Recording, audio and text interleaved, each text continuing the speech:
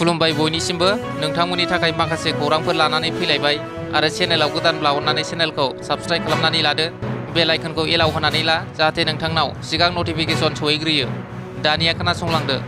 गिबि खौराङाव दङ फिन उदालगुरि जिल्लानि सिङाव थानाय लालपानि सिखारि दाङा साखाथियाव मैदेरनि गाग्लोबनायाव सासे बर' आइजोनि जिउ खहा आरो 4 सावथालि हारिनि हौवाफोरनि गोब्राब जोखोम।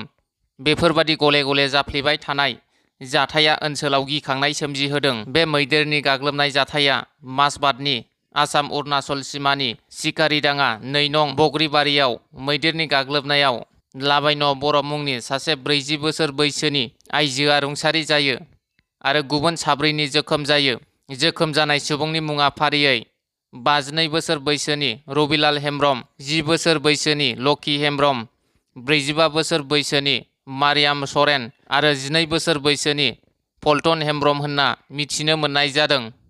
नैथि खौराङाव दङ चिरां जिल्लानि खासिक'त्रायाव सोमजिनाय गिख्रंथाव जाब्रबथायजों जिउ गोमानाय रुंसारि नन्दन गयारिनि श्राद्धखौ मैया खुंफुंबाय।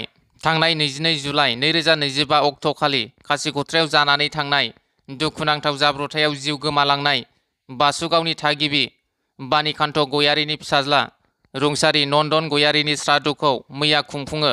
दुखुथिया न'खराव नुजाथिना सोरगोआरि जिउमाया जाहाथे सोरगोआव आलो गोजोन थाहैनो जायगा मोनो बिनि थाखाय आर'ज गाबदों। क'क्राझार लकसभा बियाबनि MP जयन्त बसुमतारी आसाम फुटबल गौथुमनि गाहाय नेहाथारि डक्टर सांग्रां ब्रह्मआ नुजाथि होयो। थामथि खौराङाव दङ 30.5 किल'ग्राम गान्जा जब्द खालामनायजों लोगोसे गरेस्वरनि सासे सुबुंखौ खानाय जादों। इन्टेलिजेन्सनि सायाव बिथा खालामनानै SOG, WGPD आरो गरचुक PS नि मोनसे जथाय हान्जाया मैया फुङाव गरचुक फ्लाइअभारनि खाथियाव गंसे गारि AS01 ES 9991 खौ होबथादोंमोन। गारिया मोनसे पुलिस हान्जाजों सौग्रावनानै खारखुमानो नाजादोंमोन, नाथाय गारिखौ होसोनानै गारि सालायग्राखौ हमनाय जादों, जेराव 30.5 किल'ग्राम गान्जा जब्द खालामनायजों लोगोसे गरेस्वरनि 23 बोसोर बैसोनि दैथुन बर'खौ खानाय जायो। ब्रैथि खौराङाव दङ अरुणाचल प्रदेशआव जनायनि सासे सुबुंखौ बुथारदों।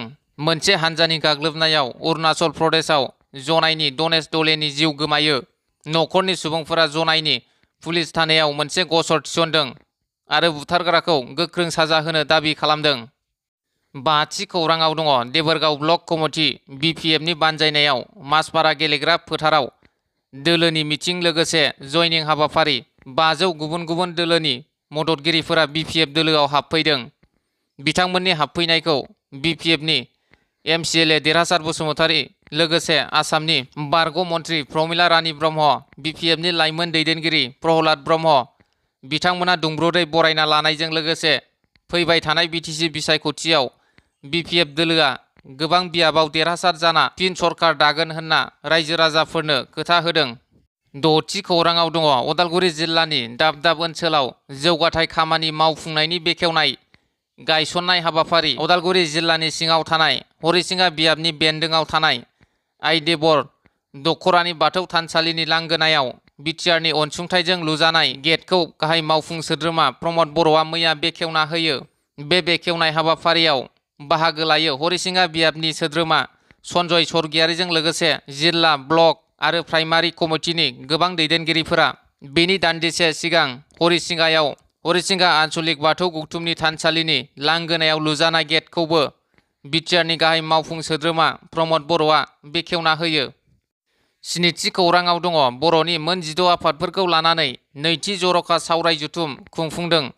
मैया गुवाहाटी खानापारायाव थानाय आलासि जिरायसालि नब्लाङाव बे हाबाफारिखौ खुंफुंनाय जायो।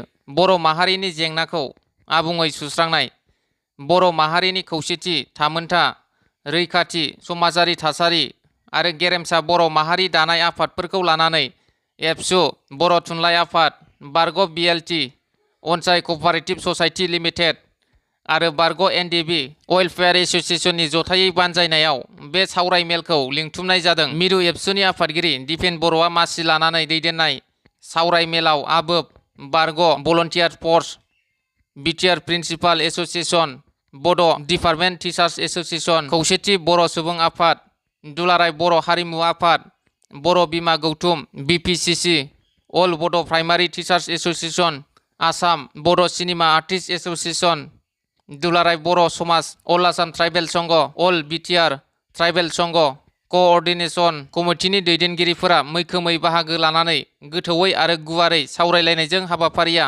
मोजाङैनो जाफुंसारो।